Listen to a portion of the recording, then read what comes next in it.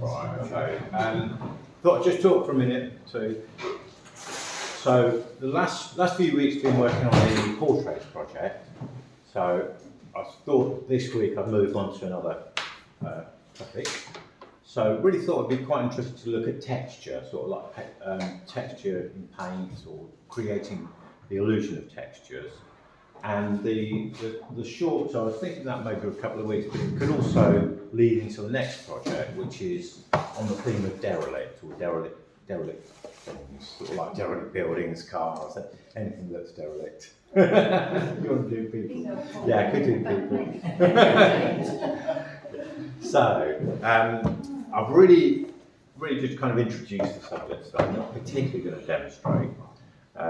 But there's different ideas you could use. So I thought I'd just show you some of the previous demos I've done. So this one is very little acrylic demo. On this one, I'd used a little bit of collage and then painted over the top. So that bit is a bit of newsprint.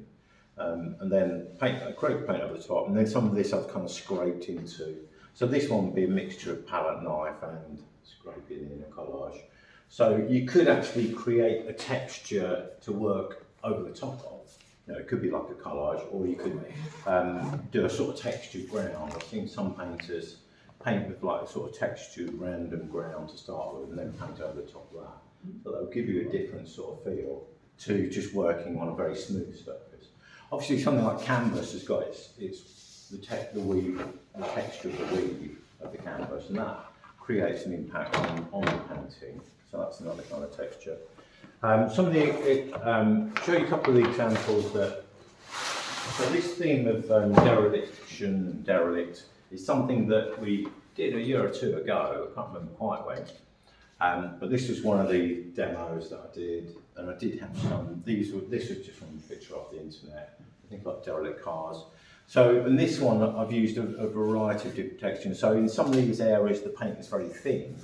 So I basically kind of got thin glazes, thin brush work, and that creates texture. There's a little bit of knife work here. I think I've also scraped into the paint. This bit here is flicking paint, so using like an acrylic paint and then watering it down, and a toothbrush or a stiff brush just to flick paint. So that way you can use a variety of different textures in that respect. This one's pretty much similar on a derelict car. I quite liked this little bit here. So again, a bit of splattering. I think that was probably that might have been brushwork actually, that bit. So this bit is a knife, and then some of the colour of the paper showing through. So sort of random knife work, thick and thin. That's the one. So that's two down.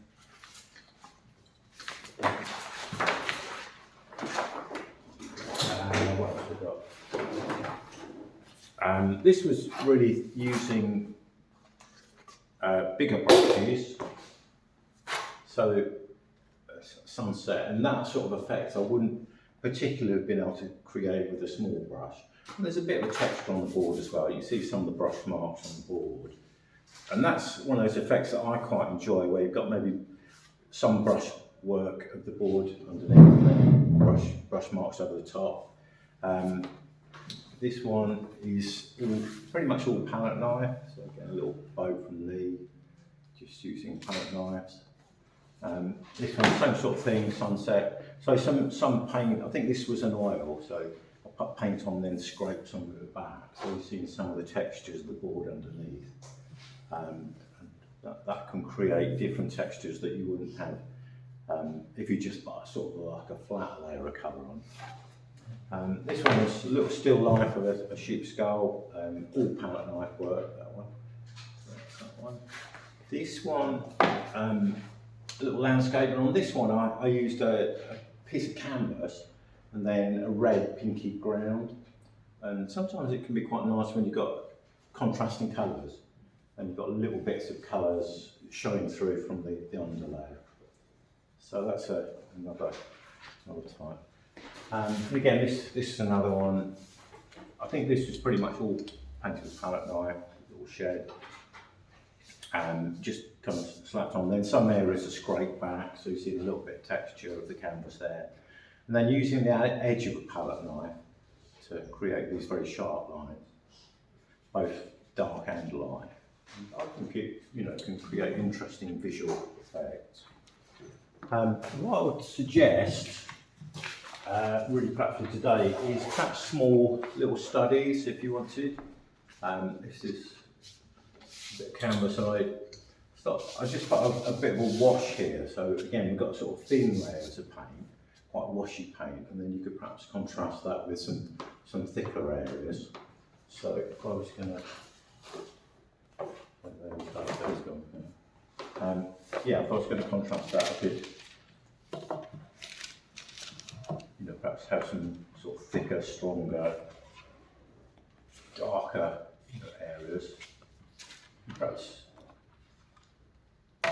try a little landscape study or tree study, something like that. Try mixing the paint on some slightly lighter bits into that. So with the knives, it's a lot more difficult to get it looking naturalistic, but it has a quality that it wouldn't have otherwise. So I think it's quite an interesting type thing. So that's using the knives, just put the paint on flat. You can obviously also kind of use the edge of the knife, create some sharp shapes, sharp marks. And the tip of the knife, little dots and dashes. It's a bit random, this one, but just using different colours and different marks. So the idea is to create an interesting painty surface, so it's not all just the same brush marks repeated. We could try splattering a little bit of paint. I don't know how well. I haven't rehearsed this bit, and it can go everywhere. But again, that could be quite good. Perhaps a little bit of variety. Try a little bit of that down there. Yeah. So you end up with a bit of a mess, but that can be another texture you can contrast still with. Any questions? So far that's just acrylics, but you could do the same with oils, probably watercolours as well. And there's lots of different textures you can create in watercolours. Yeah. So as I say, maybe from the imagination or working on the photos and little studies, different things. Could be maybe a little bit of tree, a little bit of hill, a little bit of building. Just try and play around, try and experiment. Yeah. Is there any type of particular plastic? Not really, I think just experiment. So I've got quite a range of different palette knives, and things like credit cards can be quite good as well. Just using the edge of a credit card, pick bits out like that. I think just try different ones. There's quite a few different ones here if you want to use any of these. Yeah. I guess it depends on the mask you're trying to make. Yeah. Little marks with a little knife. That would be probably quite good for cutting into corners. So I think just experiment. Yeah, good. Right. Cheers.